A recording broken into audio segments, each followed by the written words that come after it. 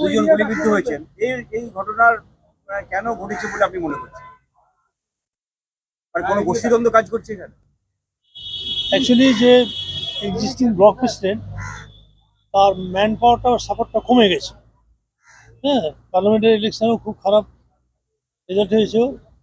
এখন মরিয়ে হয়ে গেছে, যেভাবে হোক ওর নিজের ব্লক প্রেসিডেন্ট যেন থাকতে পারে এই জন্য একে ওকে ডেকে নিয়ে আসছে।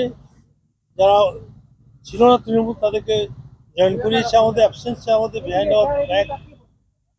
এবং এই নিয়ে একটা অন্তর্দ্বন্দ্ব চলছে খুব রিসেন্টলি। আর একটা জিনিস হচ্ছে, ওখানে পঞ্চায়েত সমিতির যে প্রেসিডেন্ট সে মারা গেছে কিছুদিন আগে। এখন যারা তৃণমূলের মেজরিটি আছে ওরাই চালাচ্ছে এভাবে, সেটাও কিন্তু আর টলারেট করতে পারছে না ব্লক প্রেসিডেন্ট।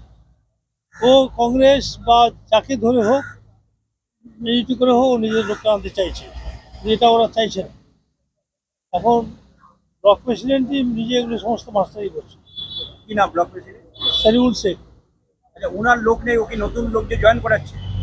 জয়েন করাচ্ছে না, এরা কিছুদিন আগে জয়েন করেছে, ওর ইনস্ট্রাকশনেই জয়েন করেছে, ওর সাপোর্টেই করেছে। সারিউল তৃণমূল, কিন্তু সারিউলের তৃণমূল সাপোর্টটা অনেক কম এখন। জাকির ওদের সঙ্গে আছে, সারিউলের সঙ্গে আছে জাকির। হ্যাঁ, বলুন বলুন।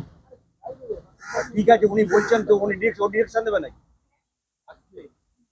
স্যার বলুন স্যার। কথা ঠিক করে বল।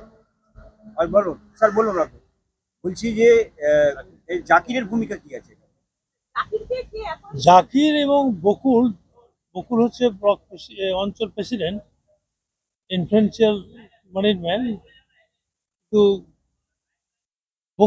বকুলের সঙ্গে অ্যাডজাস্টমেন্ট একদমই নেই। জাকির অ্যান্টি করে, সবসময় করে। এবং জাকিরকে একবার বোধহয় এখন একটা এলিগেশনে হি ওয়াজ অ্যারেস্টেড এন্ড ডিটেন কিছুদিন বেশ, তারপরে আবার বেরিয়ে এসে আবার ওই বকুলদের সঙ্গে ওরা একটা অন্তর্দ্বন্দ্ব ইন্টারনালি আছে। হ্যাঁ, এখন বকুলের এগেনস্টে এসছে জাকির। আর এর পেছনে তো মেন স্ট্রেংথ আছে ওই সারিউল শেখ, সারিউল ব্লক প্রেসিডেন্ট। এদেরকে নিয়ে এই সমস্ত হচ্ছে। ব্যাপারটা হচ্ছে, আমি জানা মাত্র এসপিকে ফোন করেছিলাম। এসপি বললো যে আমি মাত্র খবর পেলাম এসডিওর কাছ থেকে। আমার মধ্যে কীভাবে কী করছেন আপনি বুঝতে পারছেন না, ক্রাইম তো বেড়ে যাচ্ছে। মালদায় ক্রাইম ছিলই না, আমাদের ওখানে এরকম কোনো ঘটনাই ছিল না, এক্সেপশন ইট ওয়াজ পিসফুল। এসপি কি বলবো, আমাকে টেলিফোনে আর কি বলবো। মানে এই যে বাবলা সরকার খুনের পরে হ্যাঁ, এসপির ভূমিকা নিয়ে প্রশ্ন তুলেছিলেন মুখ্যমন্ত্রী। আপনি এসপির ভূমিকাকে কিভাবে দেখছেন? ভালো দেখছি না, কারণ হচ্ছে সাধারণ মানুষ এক্সপেক্ট করেছিল যে এসপি চেঞ্জ হয়ে যাবে ইমিডিয়েটলি আফটার ইনসিডেন্ট। সেটা হয়নি, এই জন্য অনেক থাউজেন্ড লোক ক্ষুব্ধ হয়ে আছে। এবং আমি একটা কথা শুনেছি, আমি ওয়াজ নট প্রেজেন্ট ইনসিডেন্টালি, ওখানে বাবলা সরকারের ডেথ ইনসিডেন্টের পরে একটা শোক সভার অনুষ্ঠান হয়েছিল, সেখানে জয়প্রকাশ নারায়ণ গিয়েছিলেন। এবং ওখানে নাকি জয়প্রকাশ মজুমদার গেছে। ওখানে থাউজেন্ড ওয়াইজ মহিলারা ইউনাইটেডলি তাকে চার্জ করেছিল যে এসপি এই ঘটনা ঘটালো, এসপির ব্যবস্থা হলো না কেন, এসপি কেন ট্রান্সফার হলো না, এরকম একটা হয়েছিল। তিনি তো ইনস্ট্যান্টলি কোনো জবাব দিতে পারেনি। আমার ইমিডিয়েট এসপির অবসান চাই। মানুষ কিন্তু ইন জেনারেল এসপিকে পছন্দ, মানে একদম ভালোভাবে নিচ্ছে না।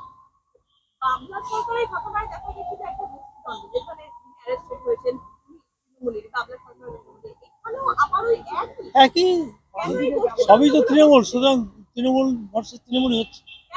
আপনার সাথে কি এদের যোগাযোগ ছিল বা আপনার কথা কি এরা শুনতেন? আপনি তো ওখানকার বিধায়ক।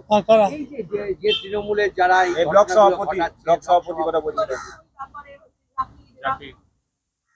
এই যে ব্লক সভাপতি কি আপনার কথা শুনছে না? না, ব্লক সভাপতি রিসেন্টলি আমার কথা শুনছে না। রিসেন্টলি মানে পার্লামেন্ট ইলেকশনের সময় থেকে। কেন এটা হচ্ছে? কেন হচ্ছে যে আমার এগেনস্টেও অ্যাডভার্স স্টেটমেন্ট দিয়েছিল, তারপর আমার সঙ্গে যোগাযোগ করেনি, ওরা মিছিল টিছিল আমাকে জানায়নি, ওই জন্য আমি ওকে ভালোভাবে নিই। এবং দেখলাম মানুষ সরে এসছে ওর কাছ থেকে, নেই, ওর কাছে নেই।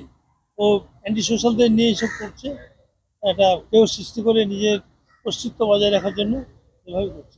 আপনি দলকে জানিয়েছেন, দলের শীর্ষ নেতৃত্বকে এই যে ব্লক সভাপতি আপনার কথা শুনছে না, বিধায়ককে অবজ্ঞা করছে, অ্যান্টি সোশ্যাল? হ্যাঁ, এটা আমি জানিয়েছি, আমাদের রহিম বক্সিকে আমি বলেছিলাম যে তো আলাদাভাবে করছে, কথা শুনছে না। স্যার, আপনি তো একদম অন্য প্রফেশন থেকে রাজনীতিতে এসেছেন, বিধায়ক হয়েছে, ফলে